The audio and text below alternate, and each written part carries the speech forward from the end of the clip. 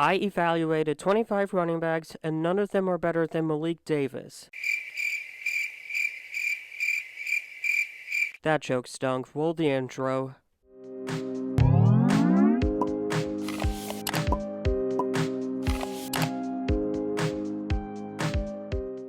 Hello, it's been a while since I uploaded. I have to stop having long breaks without a video. Today I will continue my rankings of NFL draft prospects by position. The group that will continue this series will be running backs, and I can say with confidence this is not as weak as the quarterback class I talked about a couple of weeks ago. There are a couple of running backs that really impress me, and I am happy I get to talk about these guys today. But before I do that, 99% of you guys that watch my videos are not subscribed. You guys can change that by subscribing to this channel and turning on a notification so you know when I upload a video. I would also appreciate it if you guys gave this video a like. It helps my channel out a lot. Alright, let's get into it.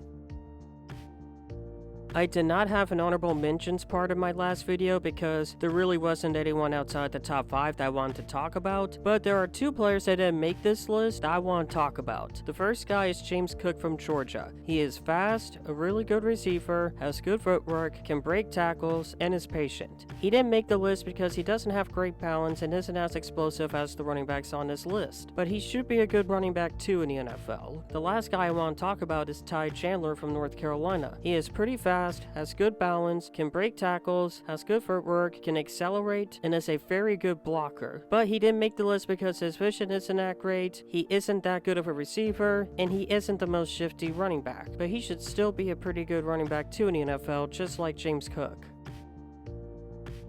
This guy was underused in college, but he has been gaining the respect he deserves in the last couple of months. That player is Damien Pierce from Florida. He was a consensus 4-star running back coming out of high school. Pierce got offers from Miami, Auburn, Georgia, and Alabama, but ended up committing to Florida. He spent 4 years there and put up solid numbers. These stats don't look great, but remember what I said earlier. He was underused during his time at Florida. Whenever he got the ball, he showed his explosiveness, ability to break tackles, vision, change of direction, footwork, decent blocking, balance, fighting for extra yards, and ball carrying. Cannot believe this guy didn't get many carries in his career. But I am not going to act like he is a perfect running back. He could be faster. While he can be shifty, he is not the most shifty running back in the world. But I really like his potential. His style of play can work in the NFL, especially with his ability to break tackles. His toughness and explosiveness are a big reason I have him in my top 5. And whoever drafts him will get one hell of a steal. Unlike Damien Pierce, this guy was not underused, and I always liked watching him whenever he was on TV. That player is Isaiah Spiller from Texas A&M. He was a consensus 4-star running back coming out of high school, and got offers from Oregon, Michigan, Oklahoma, and Alabama, but ended up committing to Texas A&M. During his 3 years there, Spiller put up pretty good numbers and finished top 10 all-time in Texas A&M history in rushing yards. While there, he showed how fast he was, his shiftiness, vision, patience, explosiveness, change of direction, receiving skills, and balance. However, despite all these great traits, there is a reason he is not my top 3. Despite being fast, he does not have good acceleration. He is not a good blocker, and he has some trouble securing the football. The ball carrying can improve. Remember what I said in my last video when I was talking about Kenny Pickett's hands. NFL coaches can improve the player's grip on the ball. The blocking and acceleration I don't think will change, but the reason I have him above Pierce is that he's faster than him, more shifty, and a better receiver.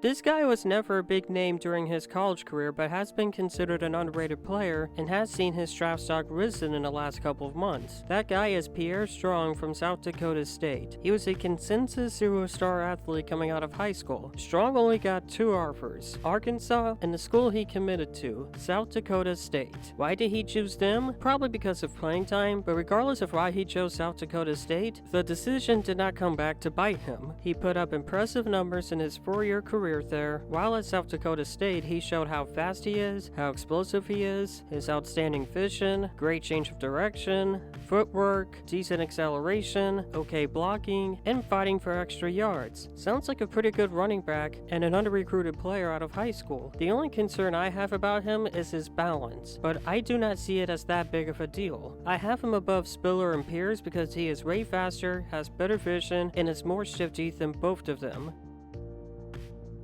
This guy left his program as probably the best running back they ever had. It was one of the best college football running backs over the last couple of years. That guy is Bryce Hall from Iowa State. He was a consensus 4-star running back coming out of high school and had offers from Ole Miss, Nebraska, Tennessee, and Michigan, but committed to Iowa State. Bryce Hall had an impressive 3-year career there, finished second all-time in rushing yards in program history, had the most rushing touchdowns in program history, set an NCAA record for 24 straight games with a rushing touchdown, and put up other impressive numbers. While at Iowa State, he showed how fast he is, how explosive he can accelerate, has good balance, is very shifty, has pretty good vision, and is a really good receiver. The only concerns I have is he's not a good blocker and he can't break off tackles. I have him in my top 2 because he is more shifty, has better vision, and is an all-around better running back than Strong, Spiller, and Pierce. Hall is just a dynamic player and will be a pretty good running back in the NFL.